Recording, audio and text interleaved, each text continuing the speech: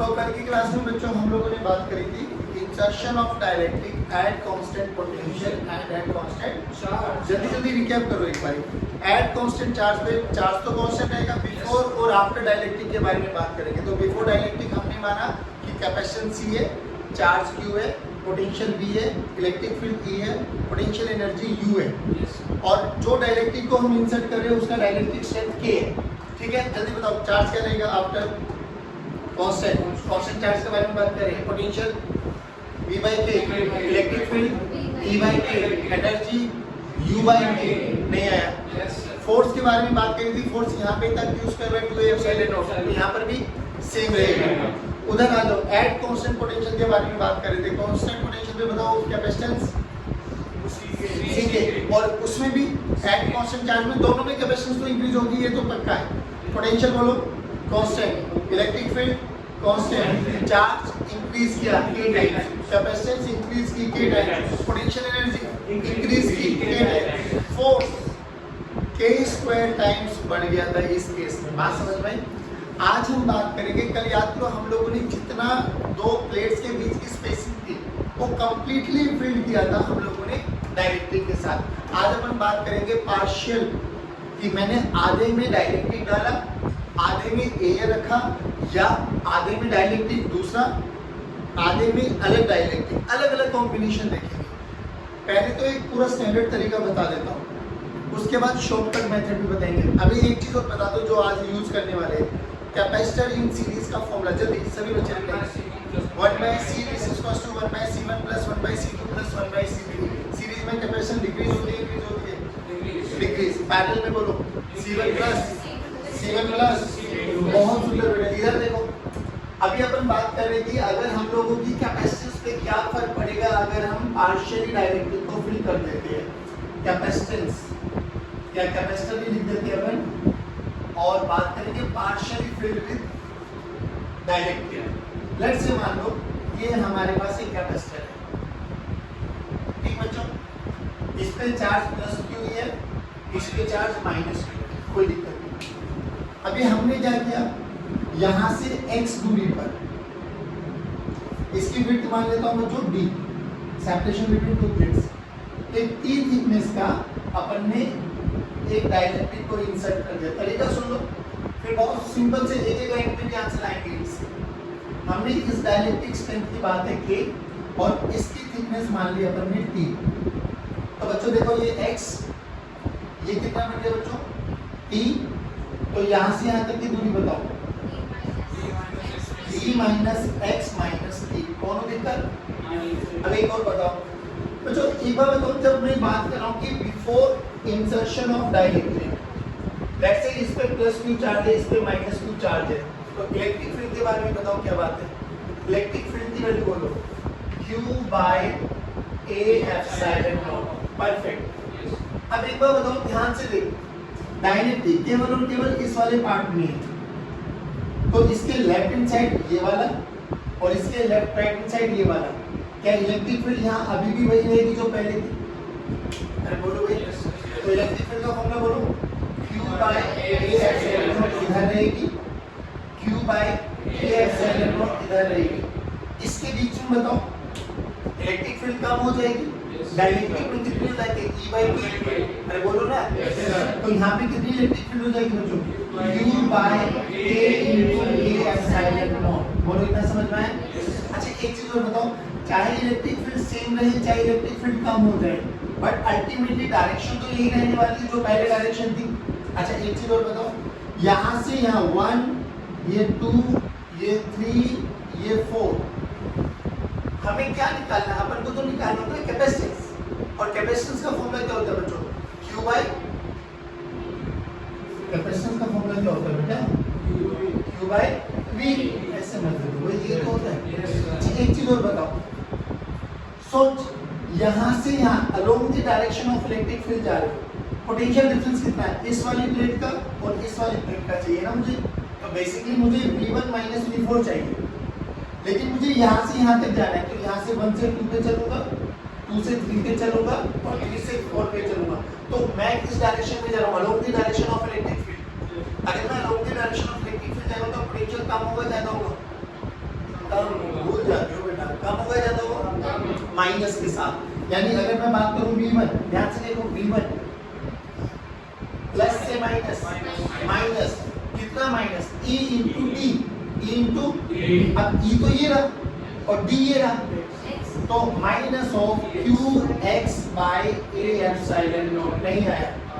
फिर यहाँ से यहाँ चले, अभी भी along the direction of electric field जा रहे हो, लेकिन अभी भी डिक्रीज होगा, तो माइनस का साइन कितना E इंटू डी, अब E ये रहा और D ये रहा, तो बोलो यहाँ पे क्या गया Q इंटू टी बाई के ए एप्सिलॉन नॉट नहीं आया बच्चों। यहाँ से यहाँ चलो, अभी भी along the direction of electric field जा रहे हो, पोटेंशियल अभी भी कम होने वाला है, तो माइनस बोलो कितना Q A by epsilon not, Q by A epsilon naught into D की वैल्यू अभी हो जाएगी D minus x minus t। कहाँ पहुंचे बच्चों, चलो V1 माइनस V4 देखो, उधर लेके चले जाओ, सारे के सारे प्लस हो जाएगा Q x by A epsilon not minus Q2 QT by K A epsilon not. अब इसको सोल्व करो बच्चों, हाँ प्लस हो जाएगा, बिल्कुल हो जाएगा बच्चों, ऐसा क्यों कर रहे हैं QD by A epsilon not minus QX by A epsilon not minus QT by A epsilon not. वो तो उधर लेके गए ना, ये वाला साइड तो माइनस का होगा बस। अब इधर देखो ये वाली चीजें कैंसिल आउट होती हुई दिखाई दे रही है, नहीं इसमें क्या है, हाँ कॉमन लेके बात कर लेंगे V1 माइनस V4। इधर देखो अगर यहाँ से Q A epsilon not common लूं, Q A epsilon not common लूं, इस वाली टर्म में से और इस वाली टर्म में से देखो, तो क्या बचा बच्चों Q by A epsilon not common ले लिया, यहाँ पे क्या बचा बच्चों E बाई K और वहाँ पे क्या बचा बच्चों माइनस T, सही है। इधर देखो A बचा एक term Q D by A epsilon not, क्या मैं सब में से Q by A epsilon not common लेके आ सकता हूँ, तो देखो V1 माइनस V4 कितना बना बच्चों Q by A epsilon not मैंने कॉमन ले लिया, D minus T plus T by K, ये मेरा पोटेंशियल डिफरेंस है। पहले ये बताओ क्या पोटेंशियल डिफरेंस इस x पे डिपेंड कर रहा है, देख कहीं पे भी x नहीं, यानी इस डाइलेक्ट्रिक स्लैब को मैं यहाँ पे रखूँ, यहाँ पे रखूँ, यहाँ पे रखूँ, यहाँ पे रखूँ, पोटेंशियल डिफरेंस में कोई फर्क पड़ने वाला नहीं। This is very very important, क्योंकि अब मैं क्या करूँगा, जैसे मैंने अभी तो आपको ये प्रूव करने के लिए रख दिया कि x को कहीं पे भी रख सकते हो आप, कोई फर्क पड़ने वाला नहीं। अगले केस में क्या करेंगे, इसको ना बिल्कुल इस वाली प्लेट के साथ सटा के रख देंगे। अब क्या हो जाएगा, ये देख ये जो हमने गंदा गंदा सा डिस्टेंस माना है, अब फिर क्या हो जाएगा सिंपल, ये d हो जाएगा और दूसरा d माइनस खत्म, नहीं आया। अब देखो ये आ गया हमारे पास पोटेंशियल डिफरेंस, हमें तो कैपेसिटेंस निकालनी है, तो बोलो c का फॉर्मूला q बाई रख दो बच्चों, c का फॉर्मूला है q बाई v, q तो q रहने दो, v की वैल्यू ये रख दो, तो q by a epsilon not d minus t plus t by k। ध्यान से देखो q ने q को मारा, वेरी गुड, तो a epsilon not by d minus t plus t by k। याद तो कल जब हम लोगों ने पूरे में डाइलेक्ट्रिक स्लैब को इंसर्ट किया था तो कैपेसिटेंस कितना हो गया था k टाइम्स। मान लो इसी में अगर मैं सेम थिकनेस की एक डाइलेक्ट्रिक स्लैब को इंसर्ट कर दूं बच्चों, तो इसका इनिशियल कैपेसिटेंस अगर मैं मान के चलूं c इनिशियल c है, तो c फाइनल कितना हो गया था बच्चों kc। अरे बोलो भाई, अब सिंपल सी बात बताओ, अगर यहाँ पर जो ये डाइलेक्ट्रिक स्लैब है जिसकी थिकनेस मैंने t मानी है, सोच के साथ इस t की वैल्यू को t पुट कर दूं, तो क्या कैपेसिटेंस c के आना चाहिए? अरे बोलो भाई, पुट कर यहाँ पे t की वैल्यू को t पुट करो, तो d माइनस d 0, तो d बाई k ऊपर चला गया, epsilon naught a by d, यही तो c होता है, नहीं आया। तो जनरली देखो ये तो मैंने एक डाइलेक्ट्रिक डाली है बच्चों, अब क्या ऐसी ऐसी n डाइलेक्ट्रिक्स हो सकती है भाई, मैं कैसे कितनी भी डाइलेक्ट्रिक डालूं, k1 की एक डाइलेक्ट्रिक डाल दी, k2 की एक डाइलेक्ट्रिक डाल दी, जिसकी थिकनेस एक की t1 है, एक की t2 है, एक की t3 है, तो जनरल फॉर्मूला देखो क्या आएगा, जनरल फॉर्मूला यहाँ से, जनरल फॉर्मूला देखो a epsilon not upon g, ये तीन पैरामीटर्स तो सेम भाई, एरिया ऑफ प्लेट क्या है, मीडियम क्या है, और उन दोनों के बीच का सेपरेशन क्या है। मैंने यहाँ पे d माना, कुछ भी मान सकते हैं। दोबारा देखो यहाँ पे देखो, minus of summation of T आई, जितनी भी डाइलेक्ट्रिक डाल दो सबकी थिकनेस को ऐड कर दो भाई, T1 T2 T3 नहीं आया, plus summation of T I by K I, where I की वैल्यू 1 2 एंड और आई की वैल्यू 1 2। पहले बताओ ये जनरल फॉर्मूला है क्या है? सोच मैं दो डाल दूं यहाँ पर, एक K1 T1 K2 T2, तो फॉर्मूला क्या बन जाएगा? A epsilon naught T minus T1 plus T2 plus T1 by K1 plus T2 by, नहीं आया समझ, ये जनरल फॉर्म है। तो रियलिटी में अगर आप पार्शियली ऐड करते हो, मैं ये कह रहा हूँ यहाँ से यहाँ तक का तरीका, बस ये वाला तरीका याद करना है कि जहाँ जहाँ डाइलेक्ट्रिक डला वहाँ वहाँ इलेक्ट्रिक फील्ड घटा, जहाँ जहाँ वैक्यूम या एयर रहा वहाँ वहाँ इलेक्ट्रिक फील्ड सेम रहा। If you are moving along the direction of electric field तो पोटेंशियल कम होता चला जाएगा, we have to write minus E into D, D कोई भी सेपरेशन हो सकता है। If you are moving opposite to the direction of electric field तो पोटेंशियल इंक्रीज होगा, यानी we have to write plus E into D। बात समझ में आ गई बच्चों? ध्यान से देखो, अब अपन बात करेंगे इसका शॉर्टकट मेथड, बहुत सिंपल सा तरीका देख ध्यान से।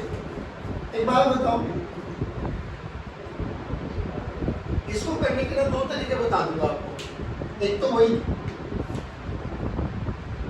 ये मान लो x दूरी पर ही हम लोगों ने डाइलेक्ट्रिक को इंसर्ट कर दिया, जिसकी खुद की थिकनेस कितनी है t, और ये वाला डिस्टेंस कितना बना बच्चों? d minus x minus t। चलिए अब एक बार बताओ बच्चों, भाई हमें जो इक्विवेलेंट कैपेसिटेंस निकालनी है वो इनके बीच में निकालनी है। This is point A and this is point B। ध्यान से देखो कि इसमें ना तीन कैपेसिटर दिखाई देंगे आपको, एक ये वाला कैपेसिटर, एक ये वाला कैपेसिटर और एक ये वाला कैपेसिटर। तो रियलिटी में देखो क्या कॉम्बिनेशन दिखाई देगा, एक ये कैपेसिटर, एक ये कैपेसिटर और एक ये कैपेसिटर, तीनों बोलो सीरीज पैरेलल। लेकिन अब इक्विवेलेंट कैपेसिटेंस निकालने से पहले मुझे C1 C2 C3 की वैल्यू पता होनी चाहिए। चलो पहली बात तो ये कि मैं इसको ऐसे भी सोल्व कर सकता हूँ। अब सोल्व करने का तरीका बोल, C1 C2 C3 है तो 1/C इक्विवेलेंट का फॉर्मूला जल्दी बोलो, 1/C1 प्लस 1/C2 प्लस 1/, और C का फॉर्मूला बोलो general, epsilon naught A by D, epsilon naught A by D। तो यहीं पे बताओ जल्दी जल्दी, यहाँ पर epsilon naught A by D, D की वैल्यू x, यहाँ पे बोलो एप्सिलॉन नॉट A बाय, नहीं आया, लेकिन इसका डाइलेक्ट्रिक स्ट्रेंथ भी है K, तो K भी ऐड करेंगे, बोलो नहीं है। यहाँ पे बोलो epsilon naught A by D minus x minus t, यहाँ पे वैल्यू रखो। तो 1/C इक्विवेलेंट क्या आ गया बच्चों? 1/C इक्विवेलेंट देखो x by epsilon naught into A plus t by epsilon naught A into K plus d minus x minus t by epsilon naught into A। दोबारा से वही रीअरेंज करो, x by epsilon naught A plus t by K epsilon naught A। अब उसको अलग अलग कर लो, d by epsilon naught A minus x by epsilon naught K minus t by epsilon naught A। देखो कुछ चीज कैंसिल आउट होती दिखाई दी, इन दोनों में से क्या करो, 1/C इक्विवेलेंट देखो, बोलो क्या है बच्चों? t कॉमन ले लो, t by epsilon naught A common ले लो, तो t by epsilon naught A common ले लो बच्चों। तो देखो यहाँ पे क्या बचा, 1/K माइनस, सही बोला, प्लस यहाँ से d by epsilon naught A, पूरे में से क्या ले लो कॉमन, 1/एप्सिलॉन नॉट A कॉमन ले लो बच्चों। t से अंदर मल्टीप्लाई कर दे, t by K minus t plus d। अब ये 1/C आया ना बच्चों, तो अपन को तो C निकालने से मतलब है, तो ये ऊपर चला जाएगा और जो न्यूमरेटर में वो डिनोमिनेटर में आ जाएगा। देख वही आंसर आएगा वहाँ पे। तो इसका दूसरा तरीका ये, तीसरा और वर्सेटाइल तरीका सोचो। मैं तो सिंपल सी बताऊं क्या करता हूँ, कोई भी डाइलेक्ट्रिक है ना, भाई डाइलेक्ट्रिक को उठा के यहाँ पे रख दो, तो देख क्या बना, जो ये तीन टर्म लिखे हैं ना, ये तीन को दो में सोल्व कर लेंगे अपन लोग। इधर देखो क्या करो, यहाँ पर ये डायरेक्टली यहाँ पे था, मैंने यहाँ पे लेके आ गया, और ये कितना बना।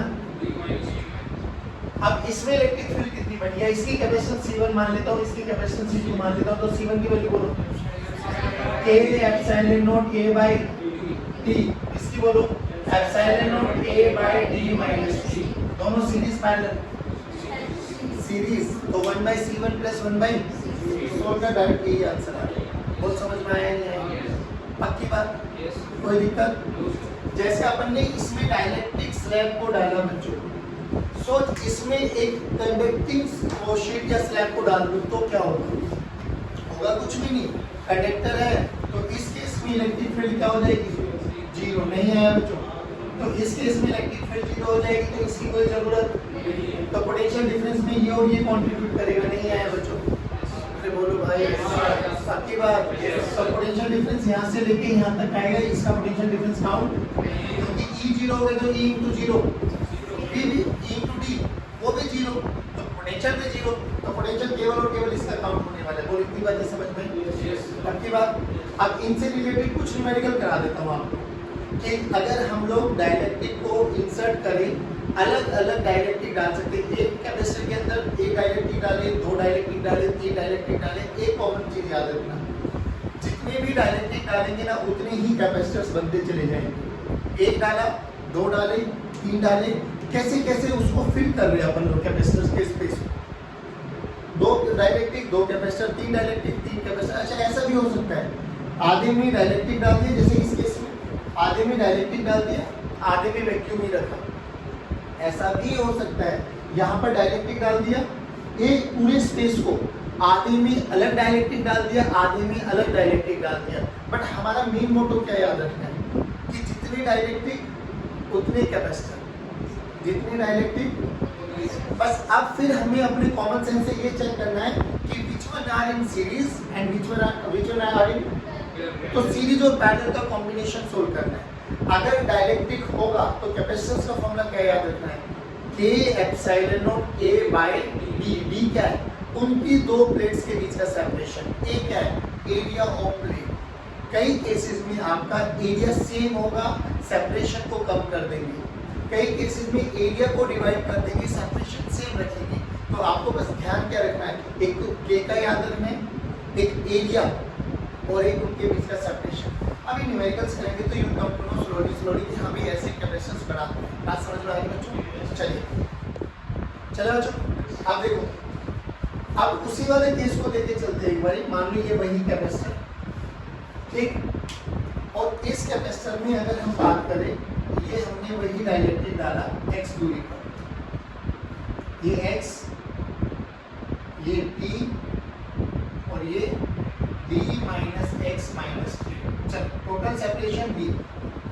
हमसे बोला गया plot a variation of E versus x, E बोले तो इलेक्ट्रिक फील्ड और किसके रेस्पेक्ट में x, x का कॉमन डिस्टेंस अभी मैं बताता हूँ।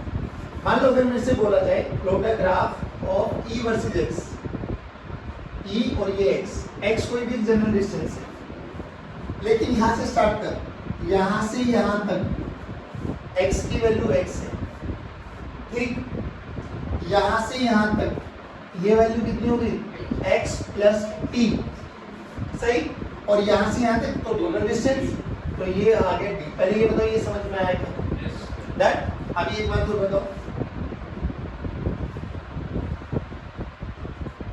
इन तीनों कैपेसिटर में इलेक्ट्रिक फील्ड कितनी थी, यहाँ पर बोलो Q by A epsilon naught, यहाँ पे बोलो Q बाय A, यहाँ पे बोलो यानी अगर यहाँ पर इलेक्ट्रिक फील्ड E है, यहाँ पर इलेक्ट्रिक फील्ड E है, तो यहाँ पर पहले अभी एक बार बताओ मुझे, यहाँ से यहाँ क्या इलेक्ट्रिक फील्ड कांस्टेंट है, क्या यहाँ से यहाँ भी कांस्टेंट है, क्या यहाँ से यहाँ भी कांस्टेंट है, बट कम है, तो इलेक्ट्रिक फील्ड का ग्राफ बहुत सिंपल सा ग्राफ बना,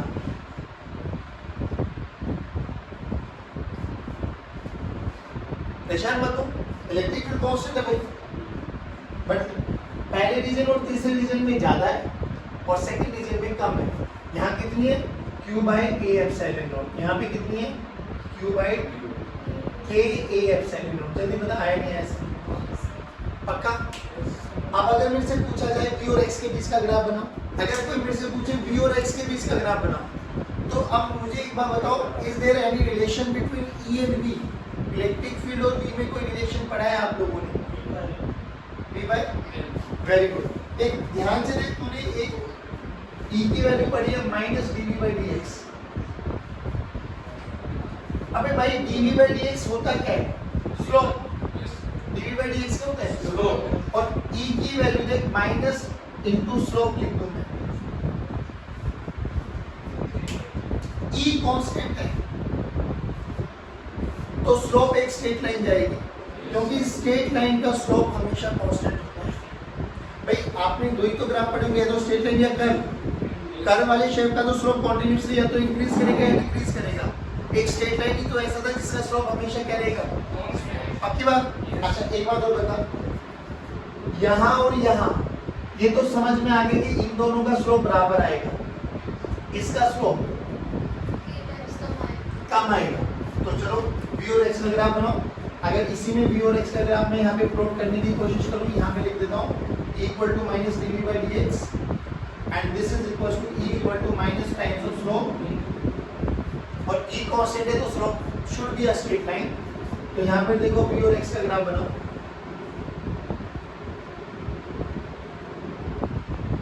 v और x का ग्राफ, चलो बच्चों पहले बताओ, स्ट्रेट लाइन है, नेगेटिव स्लोप है, तो एंगल एक्यूट बनेगा या ऑब्ट्यूज?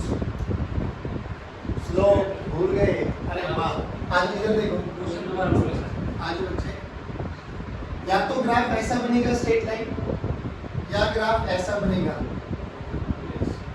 ठीक, ये बताता है कि x एक्सिस के रिस्पेक्ट में एंटी क्लॉकवाइज डायरेक्शन में एंगल देखो theta, that is known as your angle of slope. तो यहाँ पर भी देखो, ये एंगल ऑफ स्लोप यहाँ पे बना, ये एक्यूट एंगल है, और स्लोप को क्या बोलते हैं? tan theta. tan theta acute हमेशा पॉजिटिव रहेगा, tan थीटा एक्यूट हमेशा, और tan थीटा एक्यूट पॉजिटिव रहेगा, और tan theta obtuse second quadrant में आ गया, नहीं आया बच्चों।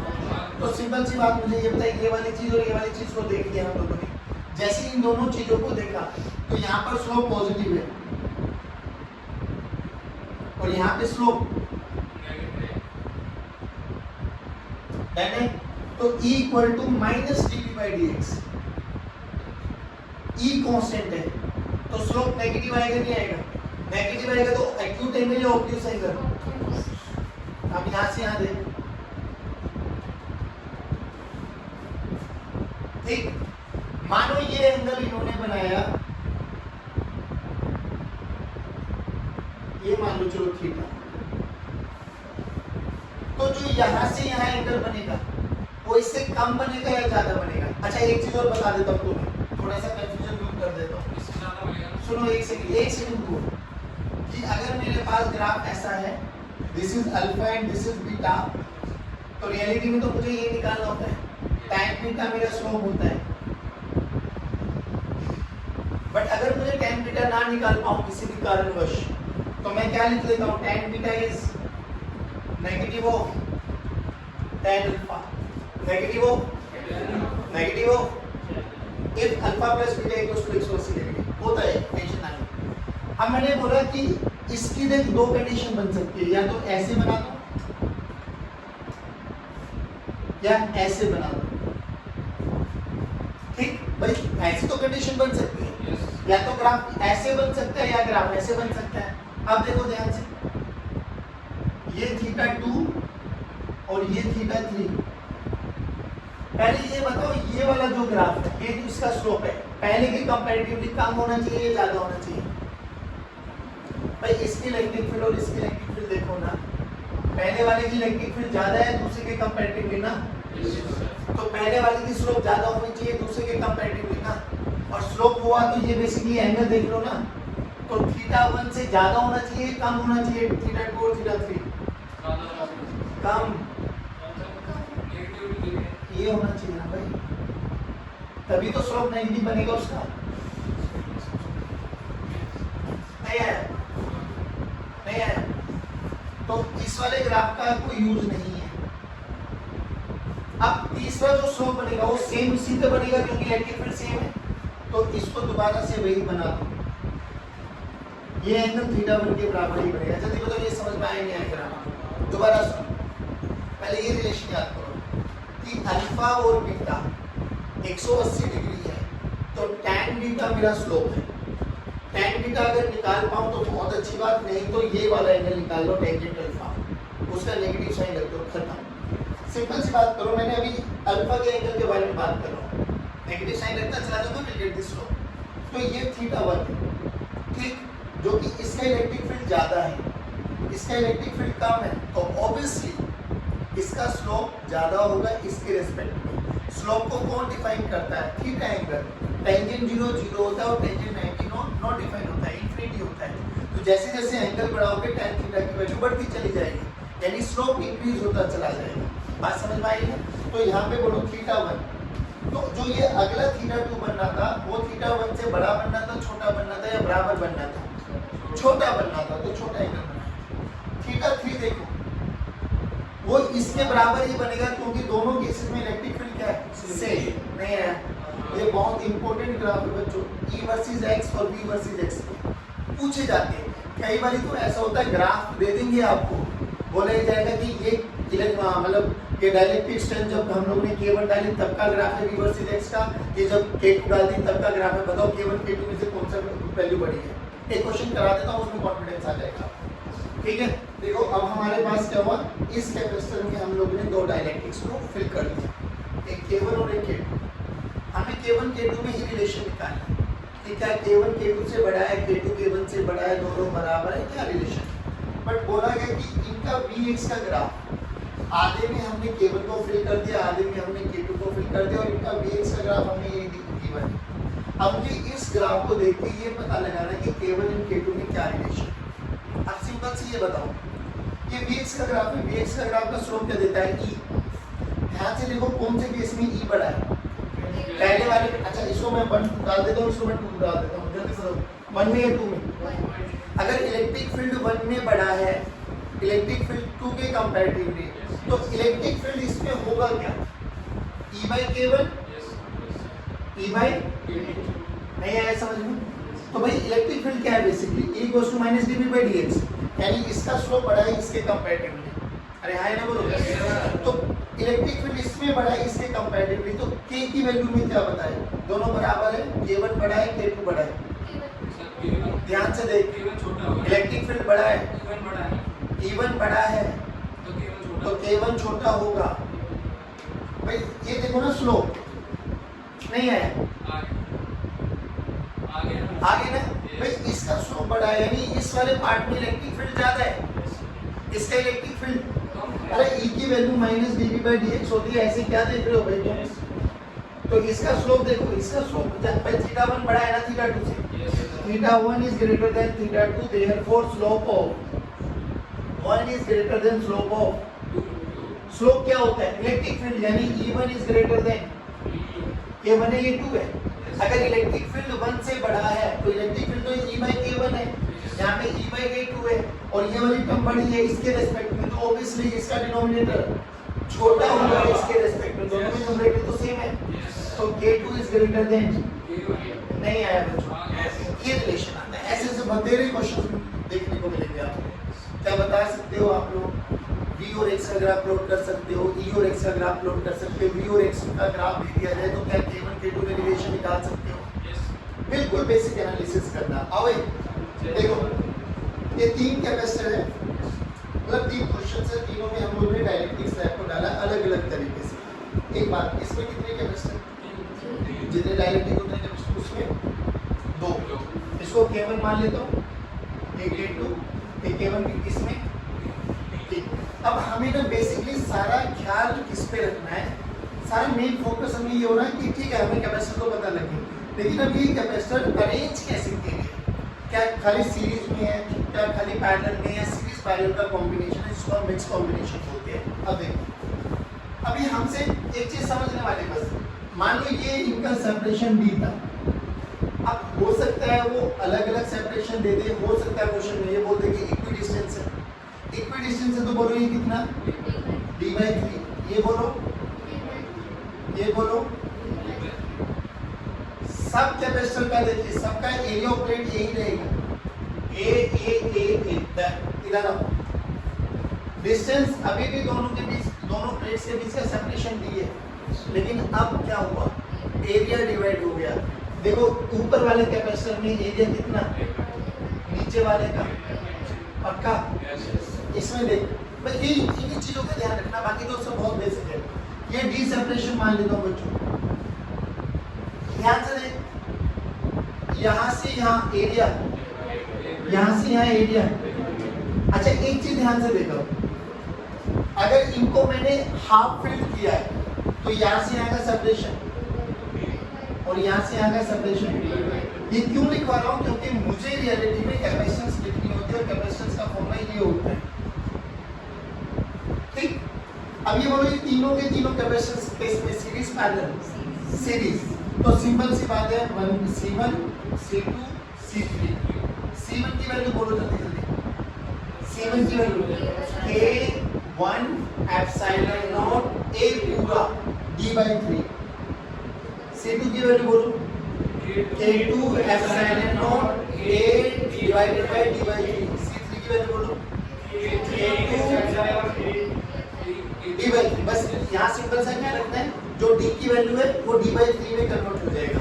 इधर आओ, ये दोनों के दोनों कैपेसिटर बताओ पैरेलल, नहीं समझ में आए तो रीजन समझो। देखो एक कैपेसिटर ये रहा, एक कैपेसिटर ये रहा, दोनों की एक प्लेट एक सेम पोटेंशियल के साथ कनेक्टेड है, ए दूसरी प्लेट बी के साथ कनेक्टेड है, तो ये C1 बने, ये C2 बोलो। C1 की वैल्यू जल्दी बोलो, K1 epsilon not A/2 into D। C2 की वैल्यू बोलो K2 epsilon naught into A/2 into D। नहीं आया बच्चों, पक्का। ये वाला बताओ, दो सीरीज हो, इधर देखो ध्यान से, ये दोनों सीरीज और इसके साथ। अब इसकी C1 की वैल्यू बोलो जल्दी, K1 epsilon not A/2 divided by D/2। C2 बोलो K2 epsilon not A/2 divided by D/2। C3 बोलो K3 epsilon not A/2 divided by D। तो इनको सीरीज, इसको पैरेलल लगाओ, सोल्व करो, आंसर आ जाएगा। हाँ या बोलो। आज कुछ क्वेश्चंस भेजूंगा, उन क्वेश्चंस को अटेम्प्ट करना। सुबह भी मैंने कुछ क्वेश्चंस भेजे थे, अटेम्प्ट किए थे। चलिए क्लास आज की कक्षा को यहीं समाप्त करते हैं। जय हिंद।